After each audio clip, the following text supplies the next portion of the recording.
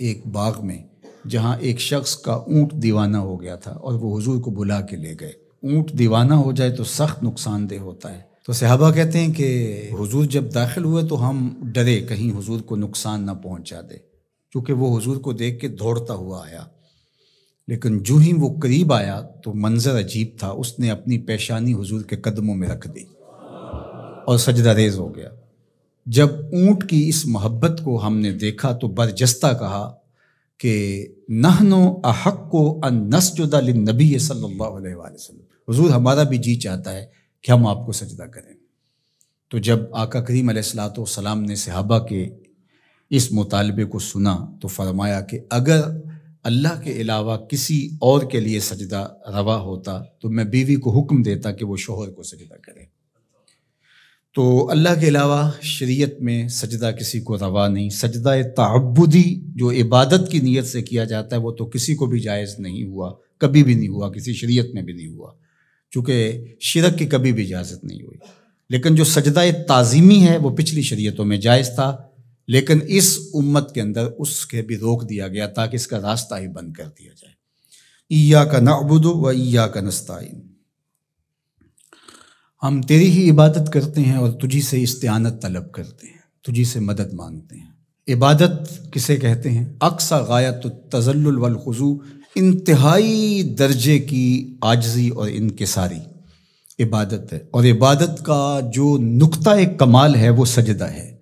سجدے سے بڑھ کر عبادت کا کوئی روپ نہیں ہو سکتا، اور بندے کو سب سے زیادہ قربت رب کی سجدے میں ہی نصیب ہوتی ہے۔ تو ہماری عبادتیں اللہ کے لیے ہیں، اس لیے بندہ اس کے حضور کھڑے ہو کر کے عرض گزار ہوتا ہے کہ مالک میرا سر تیرے حضور جھکے گا۔ تو یہ جو تقدم ہے ایاک کا وہ اس لیے ہے تاکہ یہ حسر پیدا کر دیا جائے کہ ہماری پیشانی اللہ کے علاوہ کسی کے آگے نہیں جھکتی۔ اچھا، اب یہاں ایاک عابد بھی تو ہو سکتا تھا، لیکن نعبد ہے، اس لیے کہ بندے کو یہ سکھایا گیا کہ اپنی عبادت پہ ناز نہ کرنا، اپنی عبادت کو صالحین کی عبادت کے ساتھ جوڑ کے پیش کر کہ مالک جس طرح تیرے بندوں کے سر تیرے حضور جھکے ہوئے ہیں، میرا سر بھی ان کے ساتھ تیرے حضور جھکا ہوا ہے، ان کی عبادت قبول کرے گا تو ٹوٹی پھوٹی شکستہ عبادت میری بھی قبول فرما لینا۔ اور پھر ارشاد فرمایا وَإِيَّاكَ نَسْتَعِينُ، اور ہم تیرے سے ہی استعانت طلب کرتے ہیں، تیرے سے ہی مدد مانگتے ہیں۔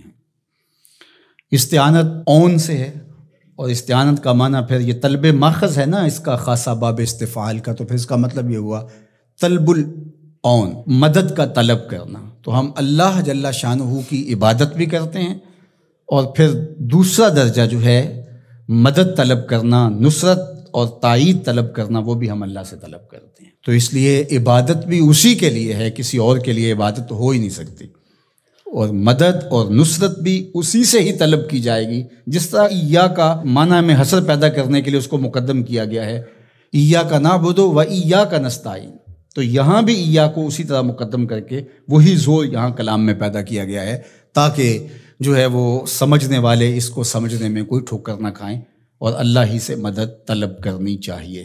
باقی مجازن اگر کسی سے آپ طلب کرتے ہیں مدد، تو آپ کے اعتقاد میں یہی ہوتا ہے کہ وہ اللہ کی دی ہوئی توفیق سے میری یہ مدد کر سکتا ہے۔ اگر ایسا ہو تو وہ اس کے زمرے میں نہیں آئے گی۔ ڈاکٹر سے دوا لینے جاتے ہیں تو شفا تو من جانب اللہ ہوتی ہے۔ یہاں آج کل جو ہے وہ نور بٹ رہا ہے، تو یہ کہا جائے کہ انہوں نے مجھے نور دے دیا، تو نور تو اللہ ہی دینے والا ہے، لیکن یہاں مجازی معنی ہوگا۔ تو اسی طرح صالحین سے، نیکوکاروں سے، روحانی معاملات کے اندر جو استعانت طلب کی جاتی ہے تو وہ اسی معنی میں ہے۔ حقیقی معنی کے اندر جو ہے وہ استعانت اللہ تعالیٰ جل شانہ کی ہے۔ باقی رہی بات عبادت کی، تو عبادت تو کسی کی مجازن بھی نہیں ہو سکتی اور حقیقتاً بھی نہیں ہو سکتی سوائے اللہ کے۔ یہ ساری کہانی بیان کرنے کے بعد اپنی وفاداری کا یقین دلایا، اور پھر ہاتھ پھیلا کر کے اس نے کہا اہدنا الصراط المستقیم، مالک تجھ سے صراط مستقیم طلب کر رہا، ہدایت مانگی صراط مستقیم کی، سیدھی راہ کی۔